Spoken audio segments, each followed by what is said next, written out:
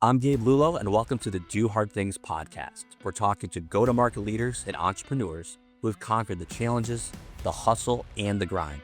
Get ready for real talk, real insights, and no fluff.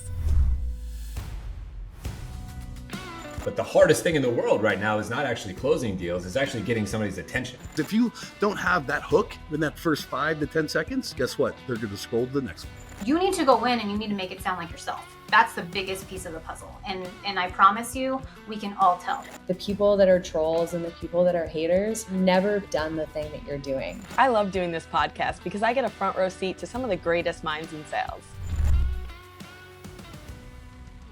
Gone are the days of saying stay in your lane. When you're an executive leader and you're an enterprise-wide leader, there are no lanes. You've got to be partners. Curiosity is like when the type of questions you ask is sometimes the value that you bring. I need you to tell me when you're ready to buy or what you're ready to do. And I think it's changed so much into like adding more value. And if you're not doing that, then you're definitely going to come off as desperate. High pressure selling is like a dinosaur tactic at this point. No parent is like, oh, you should be a salesperson when you grow up, right? Everyone's like a doctor, lawyer, whatever crap. It's never salespeople. It's not your job to motivate people. It's your job to find motivated people. It's not cockiness. It's not arrogance. It's confidence knowing I know this and I know that I can help you. From where I started to where I am today is all because I learned how to sell. And there's too many people who have only been doing this for 5 freaking minutes. Sit down, close your mouth, actually go out there and get yourself beat up.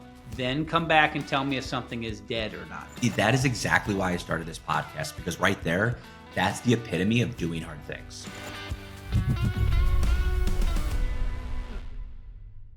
Welcome, everybody, back to the Do Hard Things podcast. I'm super excited to be here with our guest.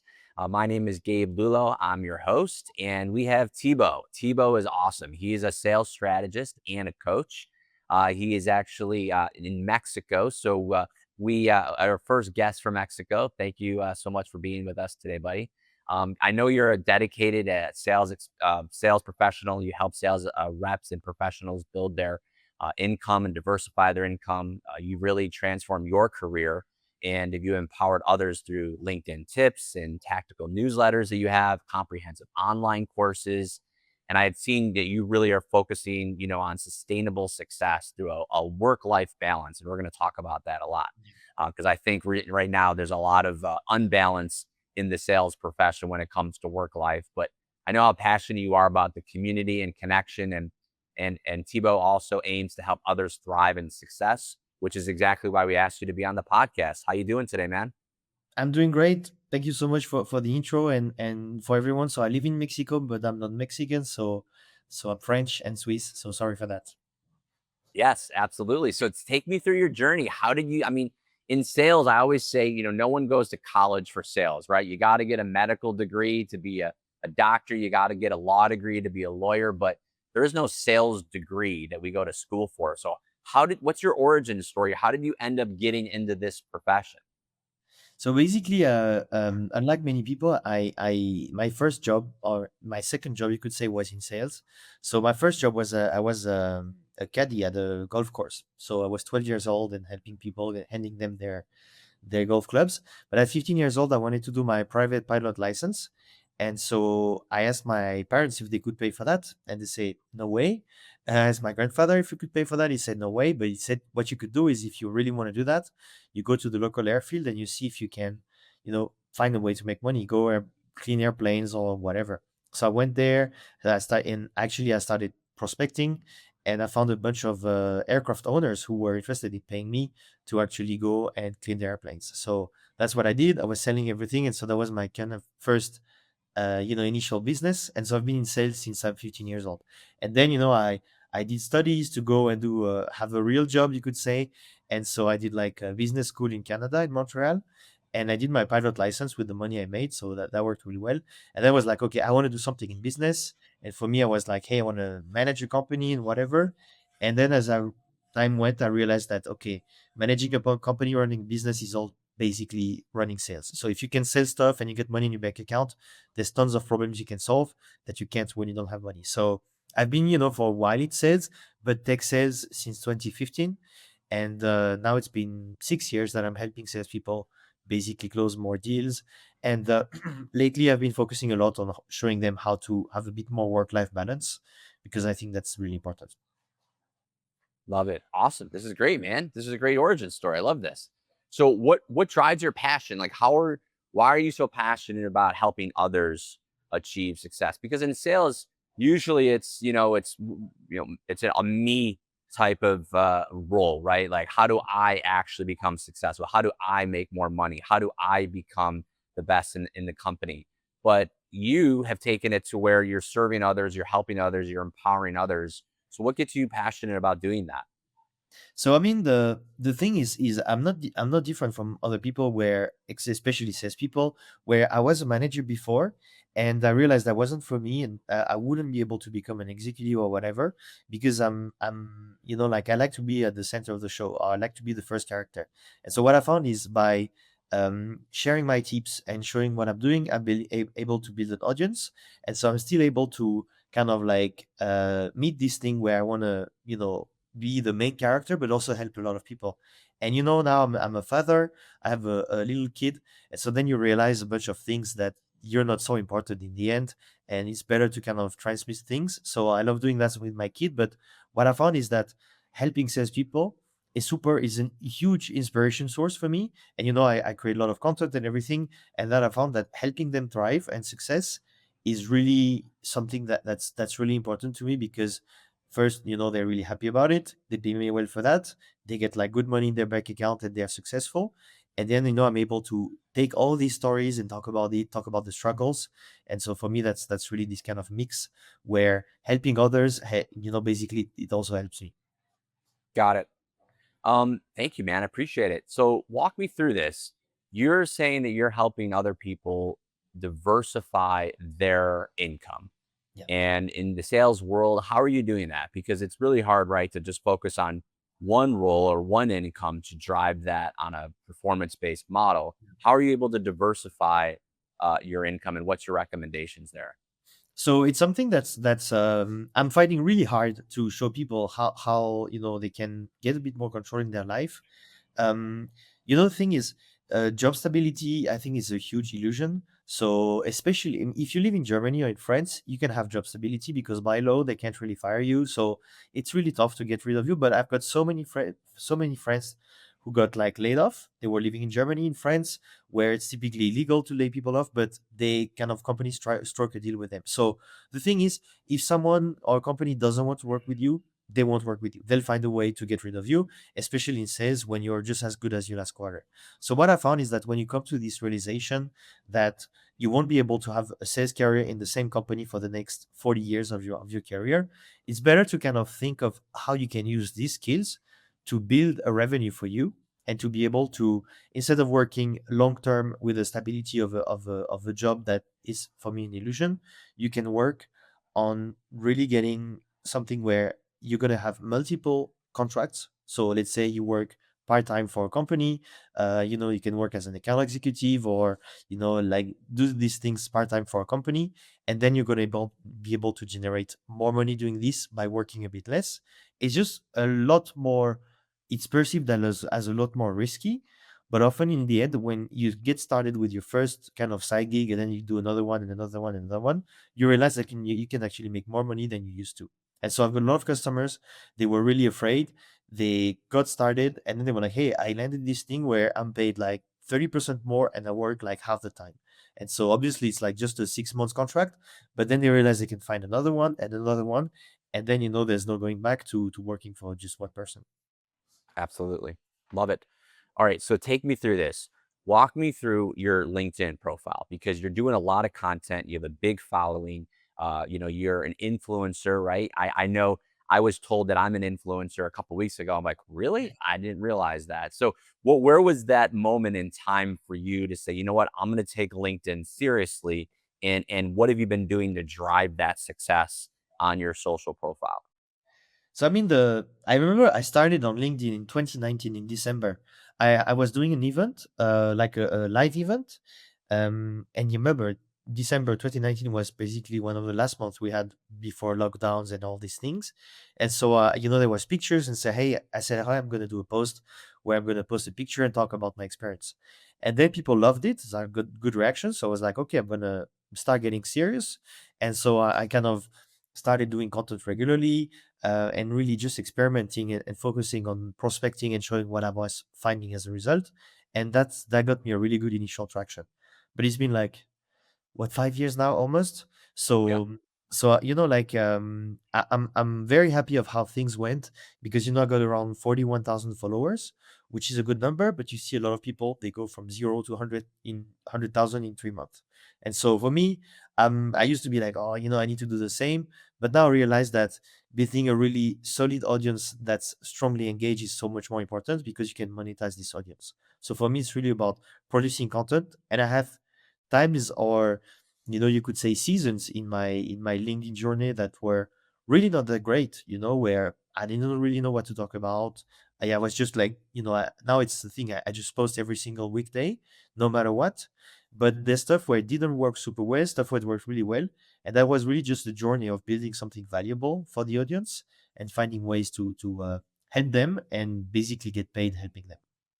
So you said a couple of things that I have a bunch of Yeah. questions on. So writer's block, right? It's a big thing when you're trying to create content, especially every weekday, like you mentioned. Like, where do people say, well, I want to post on LinkedIn, but I don't know what to say, or I've been doing it for a while and I'm forgetting, or things to think about what to do, like that writer's block, right? How Yeah. do you push through that? And what is inspiring you for being able to post at such a frequent rate?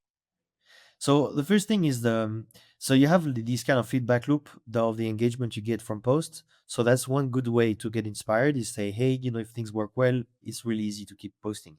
But things don't always work well. So what's really important is always to, like, come back to speaking to your customers and your prospects, and getting an understanding of their issues. I'll give you a very concrete example of how you can find inspiration. So I'm doing this kind of one-on-one mentoring, like it's a regular stuff where people have access to my WhatsApp. They send me a message and we just chat on WhatsApp, basically, or call or do a Zoom, whatever. And so I've one of my customers who was at Web Summit, the event in Lisbon, and he's trying to sell. It's a competing event. He's working for a company that was like competing event, and he's trying to sell booth for these people. So he went to people and he asked me, okay, how can I use the mobile app that all attendees have to book meetings with these people? And then he shared a very long message where he said, hey, we do this, we do that, we specialize in blah, blah, blah. And I said, no, just, first, would you reply to that? And he said, no. So, okay, do this thing and say, hi, it's Thibaut, whatever. When can I come and see you at your booth? And so he got more than 30% reply rate, booked a bunch of meeting, and he closed a few deals on site already with that. And so this is a great source of inspiration, because I can talk about how when we're selling, our company is saying, hey, now you need to talk about our value proposition, what we're doing and everything, where what's so important is just to start a conversation. And when people have invested money in a booth, if someone says, hey, when can I come to see you? That's basically why they invested, to get leads coming. It's a really good way to start a conversation. And so that's really just an example of, what you find in your day-to-day life. And then, that's how I kind of, get this writer's block away. Right. Absolutely love it. Okay. So staying on topic, content creation, how do you obviously, get around what writer's block? That's great. But what are the actual best pieces of content that we should be doing? I've seen video everywhere. We're now seeing that LinkedIn is doing real type, actually reels, not real type, but reels, like, TikTok versions or Instagram versions of video. So we're seeing a lot of things on video. We're seeing long form content. We're seeing newsletters. What's the, and then we see, and then here's another question, what's a LinkedIn appropriate versus not, right? We're seeing a lot of like Instagrammy type pictures, personal conversations. I remember I posted a picture of my daughter's first day at school, and Yeah. someone in the comments, there was a hater that said, what does this have to do with sales? I'm like, really? So there's like, what is it that, where's that balance, and what is really a great engaging post? Is it video? Is it personal pics? Is it selfies? What should we be posting on LinkedIn?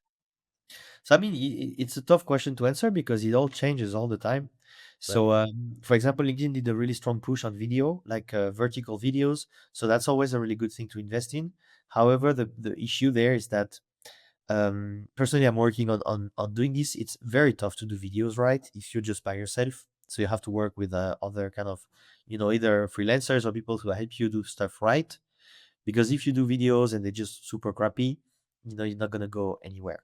So what I found works really well is a shortcut is kind of, and I hate doing this because I'm not a big fan of, just showing myself or whatever, but selfies with, that kind of like illustrate your topic will be a good thing. So if you're working in front of a computer and you talk about how you write emails or whatever, that can work well.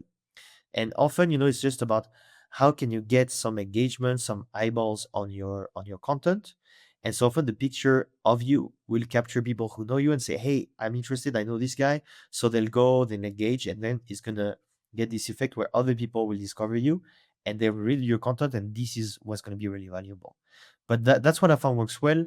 But often it's a mix, and it can work now.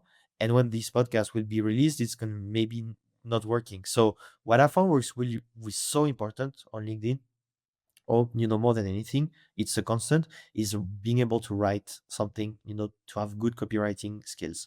And this is really tough because it takes years of practice of work of writing every day to find your style, and not just like follow templates, because there's a lot of templates you can follow on LinkedIn with hooks and everything. And often, just it, now we can see through that. Everyone's using the same templates, everyone's using the same stuff. And so it can be really challenging. So I would say if there's one thing you can do if you want to be successful in LinkedIn is first understand the timeline that is going to take you a long time, and just write every day.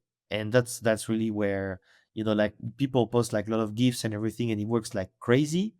But then, they see they pop, they go viral, and then they just disappear because they realize the virality goes away.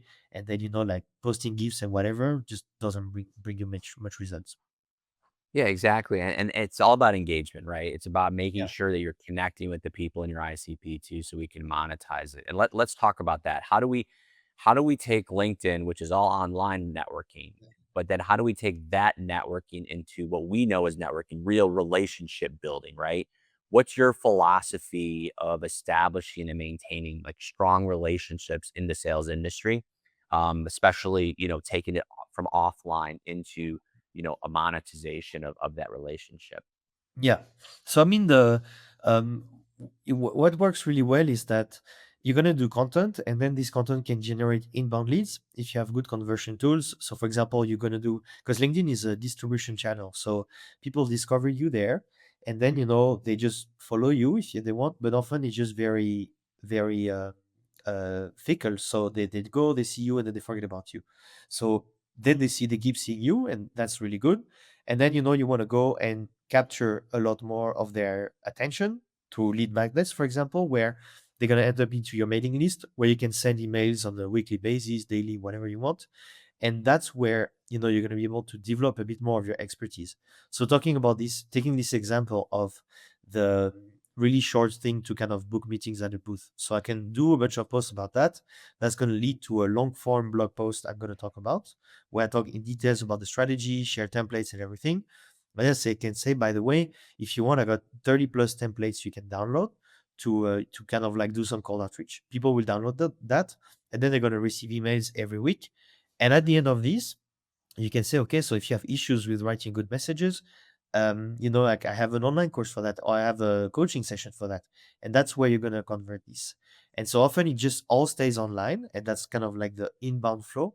But the outbound flow is also very important, where when you post on LinkedIn, people will comment, engage, visit your profile. And if they fit with your ICP, you can go and use this comment, engagement, or whatever as an excuse or trigger to start a conversation. Say, hey, Gabe, I saw you were just checking my LinkedIn profile, or you engaged on this post. I'm curious how you solve this. And then you start this conversation, you navigate the conversation. And one tip that I found works really well is when people reply and you get this conversation going on LinkedIn, switch to WhatsApp. Say, hey, you have WhatsApp, so it's easier to talk. And then, it kind of goes from total stranger to, hey, we are in WhatsApp talking to each other. Absolutely. Love this. Awesome. This is great. I'm gonna read it. I'm gonna watch this podcast myself a few times to make sure I'm getting all of it. It's really, really good stuff, man. You're dropping gold. So let's talk about branding, right? We're seeing all of these companies have follower counts and a brand. But then you see even the CEOs and founders of those companies have 5x, 10x the following, 10x, the engagements on their personal posts Yeah. or personal pages. Yeah. So where is branding looking like, as we move into 2025? How is personal branding better and more effective than, let's say, the company's brand? So I mean, I think it's been a trend for a while where they say humans sell to humans. So it's really often company. So the thing is, nowadays we just know companies that say, "Hey, we're a family, whatever." They just like, yeah, we know a company has one goal: make money for its shareholders. That's as simple as that. And that's something people tend to forget. A company has one goal: maximize profits for shareholders. That's it, nothing else. So when you know that, everything makes sense. But when you say, "Hey, we do this, we're family, blah blah blah," like all these kind of things, this is like everyone can see through that. And personally, I'm like, or at least unconsciously, I don't know, but consciously, I know I'd never buy all the greenwashing, all these things that companies are sharing, because yeah, that's just, I know it's a tactic, and I know the moment it stops being effective, they will just like drop it. But the human is different. So as a personal, as an individual, you have like a set of core values. People identify to that, and it's a lot simpler as a human to identify to another person than to a company. And so I think that's why it also makes sense. Another thing I'd say, be careful with the engagement of these founders of companies, because very often founders have people who are ghostwriting for them. I don't think it's a bad thing as such, but it's not really their ideas. It's just someone who's excellent at their job at ghostwriting. They also use a lot of engagement pods where you see people who have crazy followings, crazy amounts of likes and everything. And like I know a lot of people who work for these kind of companies, and the inbound leads they get are crappy. So that's also the thing that's important to keep in mind, is that um yeah, there's a lot of like what you see online is, you have to see the back end, and as usual there's always stuff that's different than what you're thinking of. The bots are killing me, right? It's like Yeah. as soon as I post something and then they have the bot and it's one, it's just like a Yeah. reiteration of what you just Yeah. posted. It's just so bad. And I hope LinkedIn is listening, because it just it's just bad for the platform. And Yeah. let's talk about it. Let's talk about AI. You can't not talk about it, right? Yeah. It's at everyone's dinner table practically. Yeah. Everyone's talking about AI. So how are you seeing technology, particularly AI, transform ways that sales professionals are really approaching their work, approaching Yeah. prospecting, approaching revenue optimization? What are your thoughts? So I mean, I think AI is yeah, it's crazy because you can see like I get like someone who's always commenting at a very odd time, like 12 hours after I posted, and the comment is always crap. It's like, oh, great thing, like you can enable synergies by doing this. I'm like, who talks like that? I mean, who invented the word synergies, by the way? It's like the terrible word. But basically, these things, are what you see on LinkedIn as AI. I don't know if you've seen, but when you're connecting with someone, like the AI suggests you a connection request, Yeah. which is really really stupid. And then all the AI features in LinkedIn are terrible, so they really don't get it. And what I found is that for the content creation and everything, I think AI is really it's hard, because if you don't know how to train the AI correctly, the content will come out really bad. And so if you don't have the skills yourself, like you're extremely good at copywriting, you can't really go and teach an AI how to do it well, so it's going to come out really bad. And that's always a thing where I think it's something it doesn't get. I'll give you a very concrete example, which is, like where I think AI gets things right, or it's used right. I'm trying to see what's the best way for me to create a company in the US, for example. You have these companies in Wyoming, Delaware, whatever, and there's a bunch of things. There's the pass through LLC, C corp, S corp, whatever, all very complicated. And so I type a question, I can say, okay, what's the tax rate I'm going to pay as a, if I use a pass through LLC in Wyoming. And then there's like an AI summary that takes different sources and says, okay, this is how it works, this, and this, with all the sources. And then I have a good comprehensive summary that would be typically what I would go see an accountant or a CPA, pay like $500, and I would get this. So that's where, taking a big amount of data that's very foreign to me and summarizing into something I can understand. That's where AI is really, really good. And I think in sales, there's a lot of use cases where it's not used the right way. Yeah. That's awesome. Thank you, man. So let's talk about this. Obviously, collaboration, networking, partnerships, that's trending as well. You and I, and I'll admit it to this, you and I are partners, right? So, you are an awesome referral partner of ours. And it's really happening in a big, big way. Software platforms like Referral Rock and Partner Stack are blowing up. And there's really like this organic way of referring business. How do you see referral partnerships and partnerships really shaping revenue drivers right now in the next few years? I think it's gonna replace outbound. So I can see, like, yeah, the first few years of when I was running my business, I didn't really have partnerships because we didn't have some like all these tools like Partner Stack, or I mean they were there, but they were not like super efficient. And and nowadays people just really like recommendation. I'll take something where, in Mexico, it's really interesting because most of the economy is informal, where everything's cash. So there's really like, you do these things and it's all based on trust. So if you know someone, your neighbor knows someone who can clean your car, this can say, hey, I know this guy. Or I say, hey, I'm trying to get my car clean. Do you know someone? Oh yeah, I know this guy. He's really trustworthy. Then I know this guy, and then I can talk to this guy, ask if he knows like someone to do like, I mean, build a wall or something like that. And then all these things works really well. And so that I think is just in tech, we are in SaaS. We said, hey, we are, tech companies and we are so different and we do things differently, but we're just humans dealing with humans. And it's always been like that, where referrals and recommendations have been like really great strategies. And so I think we're coming back to understanding this.